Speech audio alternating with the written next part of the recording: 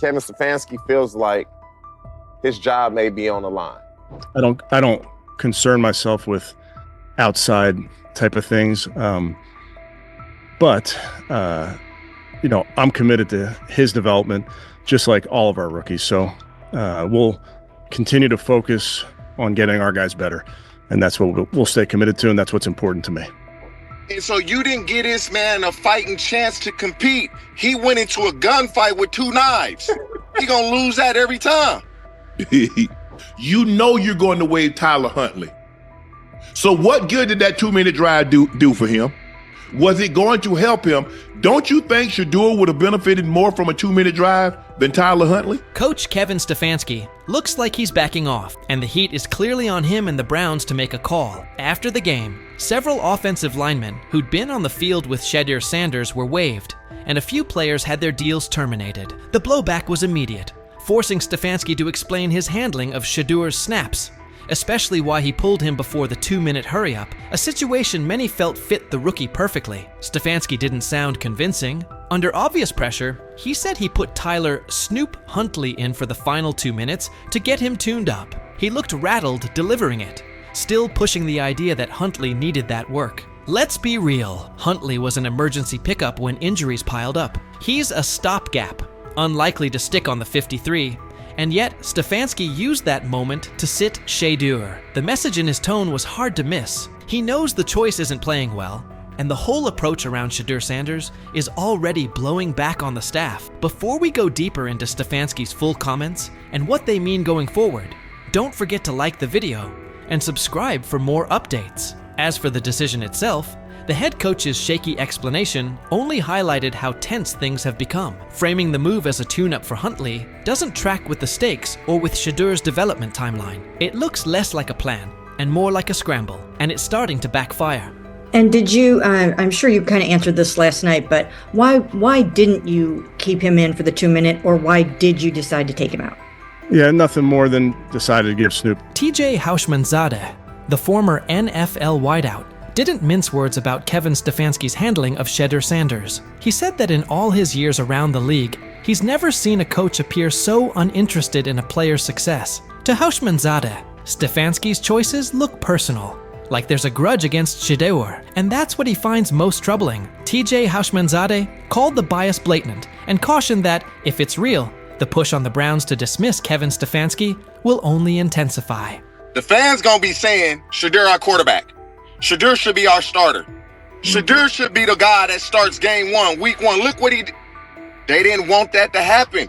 And I don't know what's going on with Kevin Stefanski. It's almost as if, and I don't even want to say this, but I'm going to say it anyway. And that's exactly how it came across. Kevin Stefanski's body language said plenty. He looked like a coach feeling the axe over his shoulder. TJ Houshmandzadeh added that this isn't the first time Shedeur Sanders has been treated this way. He pointed to the opening preseason game, where Shedeur was sharp, yet Stefanski offered no real praise. Now, after what unfolded yesterday, it looks like Stefanski is pushing the idea that Shedeur was at fault, almost as if he's trying to validate the staff's stance that they were right and Sanders was wrong. TJ even suggested it felt like the situation was engineered from the start to make Shedeur come up short. Well, like when he played well the first game, he was so off-putting, like, oh yeah, well, we'll see what happens next. Like, he played great, man. He exceeded our expectations. He didn't say none of that. And Right. So to me, it's as if they want him to fail so they can justify doing what they want to do. And Houshmandzadeh's red holds up. From the very first preseason outing, Kevin Stefanski's slant felt apparent. Even after Shedeur Sanders put together an impressive, mistake-free showing, Stefanski declined to highlight him, retreating to broad comments about developing all the quarterbacks and skimming past Shedeur's standout work. It didn't come across as genuine buy-in on Shedeur's future in Cleveland. Now the spotlight is squarely on Stefanski, who seemed intent on easing Shedeur towards the margins. Ironically, the coach looks more vulnerable than the rookie. After weeks of rigid messaging and thin criticism, he's suddenly pivoting, saying they'll concentrate on developing Shedeur Sanders.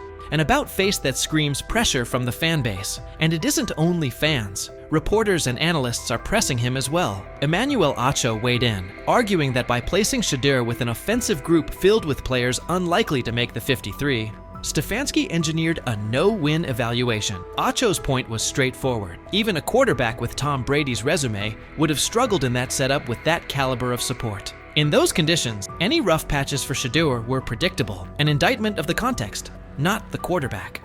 The COVID year, so it gave everybody an extra year if you wanted it. Understandable. But listen, What the chat say? The chat believe he took a shot or no? Let me look in the chat. I ain't even open my phone. Hold on. I'm curious to see what the chat would think. They are saying Hushman Zeta's take still holds. From the first preseason snap, Kevin Stefanski's slant felt obvious. Even after Shedeur Sanders delivered a crisp, mistake-free showing, Stefanski sidestepped any real credit, defaulting to broad talk about developing all the quarterbacks and skating past Shedeur's standout work. It didn't read like genuine buy-in on Sanders' future in Cleveland. Now the spotlight has swung to Stefanski, who looked intent on easing Shedeur to the edges of the plan. Ironically, the coach seems more vulnerable than the rookie. After weeks of rigid messaging and thin critiques, he's suddenly pivoting, saying they'll focus on developing Shedeur Sanders.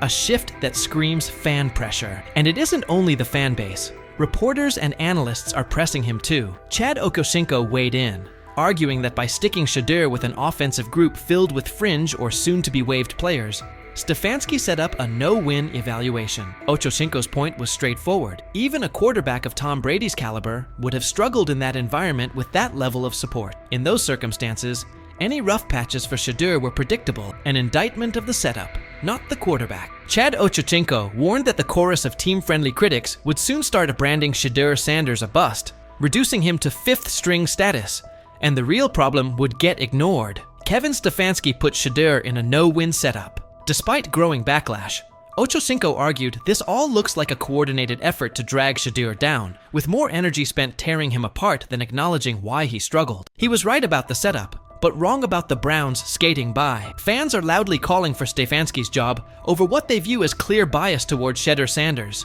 and that pressure is only intensifying. Skip Bayless also weighed in, blasting Cleveland's approach as the worst way to handle a young quarterback. He pointed to a recurring pattern. Shedeur has been consistently mishandled by Stefanski and by the organization, and that this isn't a one-off misstep. In Bayless's view, Sanders hasn't been given a fair runway or the right support, and the way the team has managed him has only piled on the pressure, making it even harder for him to succeed.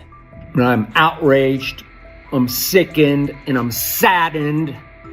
By the way, Shedeur continues to be treated in the National Football League now by those sorry-ass Browns and sorry-ass Kevin Stefanski.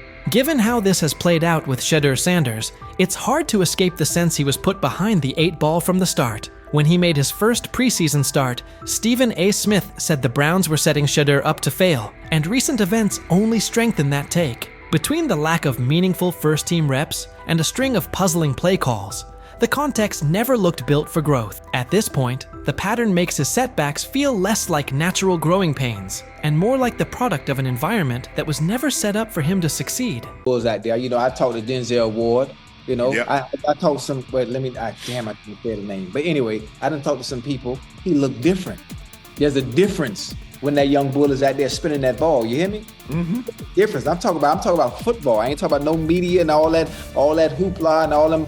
On Twitter they putting up the numbers. Some he was 10 for 12 for 2 touchdowns. I'm talking about when he's at the helm, he looks different. Whether he's going with the first team, second team, or third team, it don't matter. From being buried on the depth chart as a fourth stringer to suddenly becoming a standout on the second team, Shedeur Sanders just pulled off the most impressive quarterback comeback since Tom Brady made the world believe he wasn't finished at 40. What is it going to take for you to just buy in to Shedeur Sanders when players all around him are telling you how different he looks, how good he looked, how he just has that aura to him? Because it seems like all the players that are around Shedeur Sanders have nothing but great things to say about him and love him. Because again, he clearly just looks different than the rest of the competition that we've seen. And like I said, the last time I've seen guys go for or say things about a certain player like that, it was Baker Mayfield. So could 12 be that guy? How long until we see 12? Because I feel like it's just a matter of...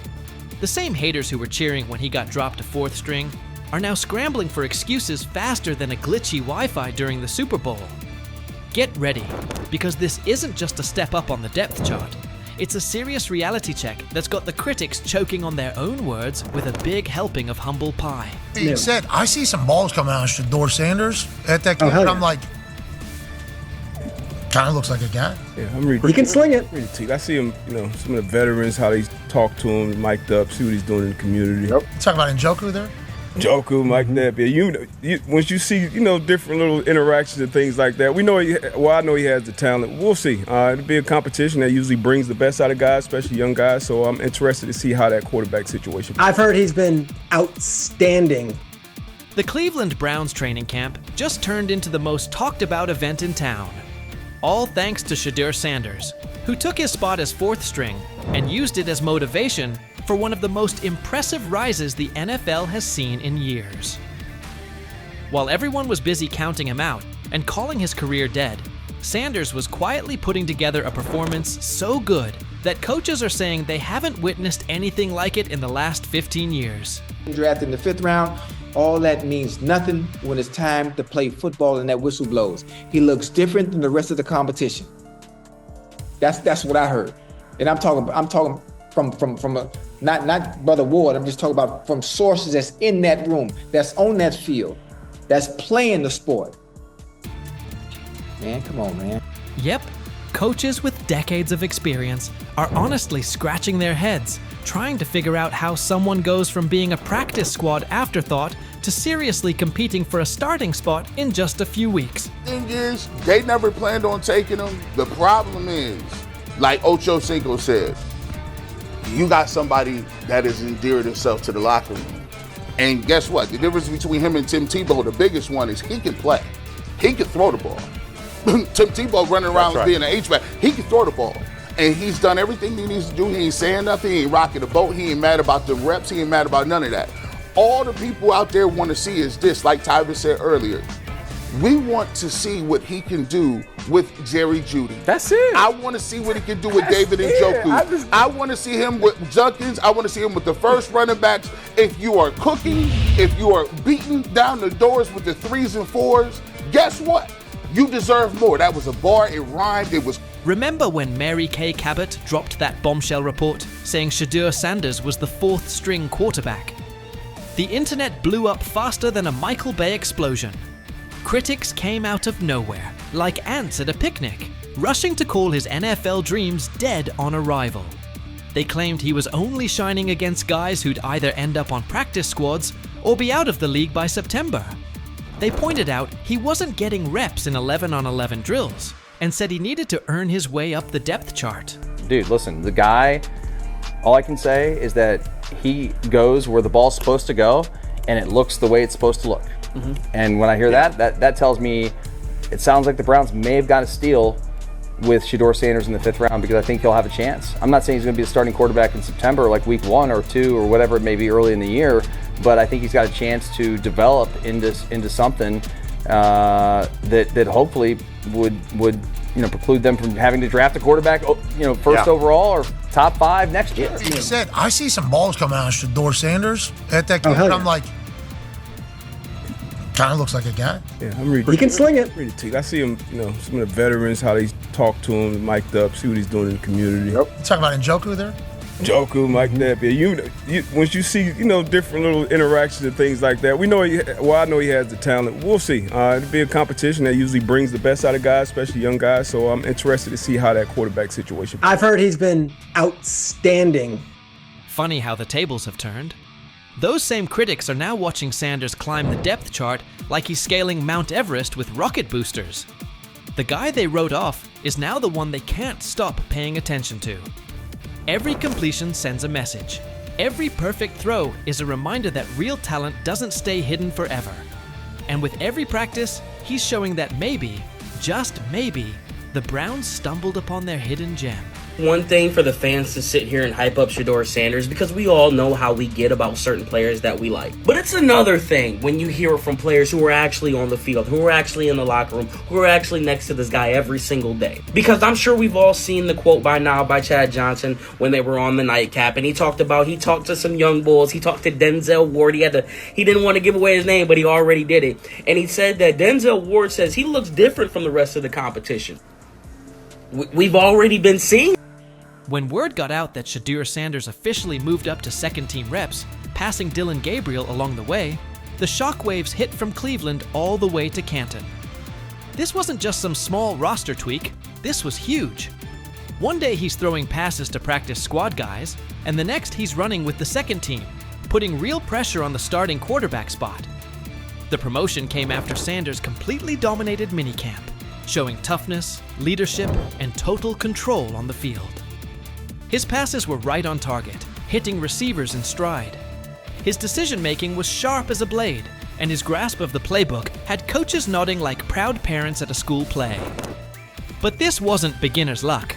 It was steady, calculated execution that the coaching staff just couldn't ignore. And I don't know, there was never no one thought he was this like malcontent or like a bag. It wasn't. That was the word, That was kind of what was being said. That was kind of what was being said. No. The pre-draft process was so unorthodox that he didn't go through it all like everyone else did. And I think there's a lot that we can look back on this thing, especially if he becomes a star in this league and say, you could point fingers in a million ways. Not having a pure agent, not having the workouts that everyone else did, going to these teams, not necessarily being as willing to throw the ball when asked at these the All-Star games, like that kind of stuff I think might have stung him, it might have turned teams off. But I know when Stephen A. Smith starts singing your praises, that's when you know you've officially arrived. The ESPN personality, famous for his fiery takes and no-nonsense analysis, didn't just mention Sanders. He gave him the full Stephen A. treatment. He praised Sanders not only for his top-tier football skills, but also for the intangibles that separate the good from the great. This kid's mindset puts him ahead of the pack, Stephen said, with the confidence of someone who's seen enough football to spot greatness from a mile away. He pointed out Sanders' composure, mental toughness, and relentless drive to compete at the highest level. When Stephen A. says, "It's not just about throws and stats anymore," you better believe the whole football world is paying attention. This stuff wasn't made up. I covered the draft for ESPN. I'm sitting on the desk. It's Shefty, it's Mel, it's me, it's Lewis. I heard some of the same things that Deion Sanders is talking about. And S.A. and Kenton, you know this, we all have relationships. We all have people who tell us information, they help us prepare to do our job. I heard some of the same things. Some of these things weren't necessarily made up, at least I don't think, from the people that I trust who told me these things. And so says they go 0-4, maybe they go 1-3. Haslam's going to come down on Sunday, October 5th. And he says, I want Shedeur to play against Minnesota. And the staff's going to say, we're in London. It's rough. Just give us one more week. We don't want Shedeur having to go overseas. It's a big ask. And so they stave off the owner for a week. Flacco loses that game. I believe Shedeur starts Sunday, October 12th. I'll keep saying it. I believe Shedeur Sanders should play more games than any other quarterback on this roster this year, because he's the only guy that I look at and say, they might have something here, because I'm telling you right now. Big news coming out of Cleveland. Sources say the Browns ownership has made it clear they want Shedeur Sanders as their starting quarterback. According to Colin Cowherd, Sanders has quickly emerged as the frontrunner for the QB1 spot. And this isn't just talk. Word is, the owners plan to push hard on team leadership to make sure he starts right from week 1. This could be the start of a brand new chapter in Cleveland, with the talented Shedeur Sanders leading the way. Jimmy Haslam, many believe, forced Andrew Berry and Stefanski to draft Shedeur Sanders. They drafted Dylan Gabriel probably a round or two early, hoping to get out of the Shedeur sweepstakes. So the question is, at some point, Haslam's going to come down and say, play Shedeur Sanders. Colin Cowherd also dropped some inside info about what's going on behind the scenes. It turns out it's not just the front office pushing for the switch. Browns owner Jimmy Haslam has been a major driving force in this decision. Cowherd shared that Haslam actually stepped in and pressured head coach Kevin Stefanski to go with Shedeur Sanders, even though Stefanski wasn't initially on board. In fact, Stefanski reportedly tried to stop it from happening by drafting quarterback Dylan Gabriel in the 3rd round, just 2 picks ahead of Sanders. But now, Haslam is once again inserting himself into the mix, pushing Stefanski and the coaching staff to start Shedeur right out of the gate. The pressure is building, and it's starting to look like Shedeur could be taking over the reins sooner than anyone expected. Still, Cowherd pointed out that despite the owner's strong push, the coaching staff and front office remain hesitant to throw Sanders in immediately. They're apparently exploring ways to ease him into the starting role rather than rushing him onto the field. But Cowherd made it clear, this move feels inevitable. The Browns' ownership is all in on Shedeur, believing he's the future of the franchise and the key to turning the team into a serious title contender. Cowherd also brought up something interesting. It's not just about what Shedeur can do on the field. The ownership sees an opportunity to make headlines. Starting Shedeur would generate serious buzz, and that seems to be part of the plan. Cowherd referenced past situations with Baker Mayfield and Deshaun Watson, where ownership gave their full backing even when the coaching staff had reservations. Now, it's Shedeur who's in the spotlight, and the Browns owners are betting big on his star power to bring both wins and national attention to Cleveland. But if you believe, and many do, that the owner, he's the one that wanted Manziel, he's the one that did Deshaun Watson, he's the one that wanted Baker Mayfield. This is an ownership group that likes headlines at quarterbacks.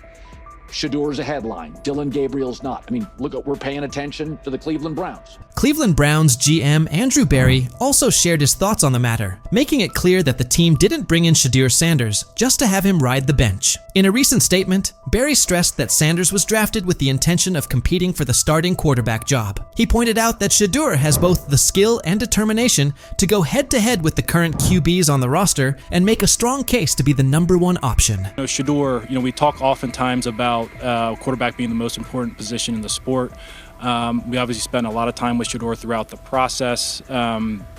He's highly accurate, can play well from the pocket. Very productive college career. And GM Andrew Berry also gave some insight into the Browns' draft approach, revealing something pretty interesting. Heading into the draft, the team had no plans to pick up 2 quarterbacks, and they definitely didn't expect Shedeur Sanders to still be available by the 5th round. But when he was still on the board, the Browns didn't hesitate. They jumped on the chance to grab him. That unexpected move shows just how much they believe in Sanders' potential. What started as a surprise pick is quickly turning into a legit battle for the starting job. Shedeur hasn't just been filling a roster spot, he's embraced the challenge from the very beginning. Since day 1 of OTAs, he's been turning heads with his calm, under pressure, accuracy, and relentless drive. Every practice has only added to the belief that Berry made the right call. Shedeur is no longer just a rookie looking to prove himself. He's a serious player in the starting quarterback race. When Sanders was chosen in the 5th round, a lot of people figured he'd be a backup at best, or maybe a long-term project. It's rare for someone picked that late to even be considered for a starting role. Usually, 5th-round quarterbacks are seen as developmental guys who need time before they're ready to contribute. But Shedeur is flipping that script. Instead of quietly learning behind the scenes, Sanders is making a clear impact during OTAS. He's confidently leading huddles, staying composed in high-pressure moments, and impressing the coaching staff with his smart decision-making. It's obvious now, he didn't come in just to watch and learn. He came to compete. His performance has changed the conversation, and he's now firmly in the mix for the starting job. What looked like a low-key draft pick at first is starting to look like a bold move with real upside. The buzz around Shedeur Sanders is growing fast, and he's become one of the most talked about players in Cleveland this offseason. You're drafted in the 4th round or later, you're instantly running with the 2s. More often than not, even the 3rd round or later, you're more likely running with the 2s. Though Shedeur is probably going to still be running with the 4s, the coaches suggested there's going to be a fair opportunity for everybody. NFL insider Peter Schrager says this year could be a turning point for Shedeur Sanders. Even though he was a 5th-round pick, Schrager shared that Sanders is expected to get a real shot to play, something that doesn't usually happen for quarterbacks taken in the middle rounds during their rookie year. That says a lot about how much confidence the Browns have in his potential. They're not just bringing him in to slowly develop over time. They truly believe he's ready to make an impact right away. Quarterback is always going to be looming in every conversation. So I think they're going to want to get those guys action, Gabriel and Sanders. I think they're going to want to have one veteran quarterback. I don't know if there's a value in having both of those veteran quarterbacks and then having 2 rookies on the roster as well.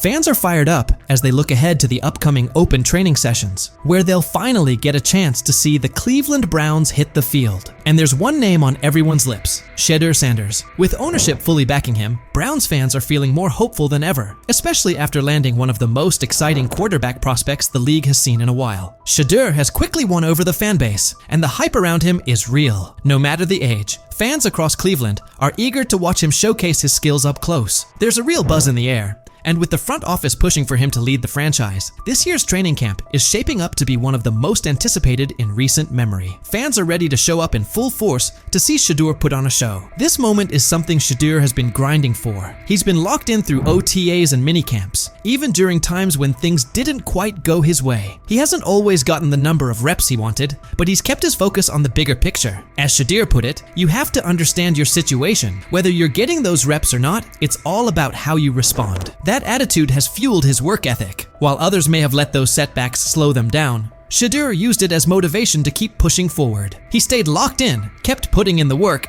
and continued sharpening his game. Now he's steadily rising up the depth chart, and his hard work is starting to pay off. The Browns have taken notice. Shedeur has gone from being a promising rookie to becoming a key part of the team's future. With full support from ownership and growing confidence from leadership, he's no longer just a long-term project. He's the front runner for the starting QB job. At first, there was hesitation from the front office and coaching staff, but his performance during camp has turned heads and changed minds. The story has shifted, and at this point, it's tough to imagine anyone else stepping into that starting role. The excitement around Shedeur isn't just coming from within the organization. Fans all over Cleveland are getting behind him. From the youngest fans to the lifelong diehards, the city is rallying around its new quarterback. For Browns fans, Shedeur represents more than just a player. He's a symbol of what's possible. His rise has sparked new energy throughout the community, and every day it becomes clearer that he's not going anywhere. The Shedeur Sanders era is kicking off in Cleveland, and fans are ready to follow his lead. With ownership applying pressure and Shedeur continuing to deliver, it puts the coaching staff in a tough spot. Will Kevin Stefanski stick to his guns, or will the front office's influence win out? Let me know what you think. Will Shedeur take that starting job, or does Stefanski have another plan in mind?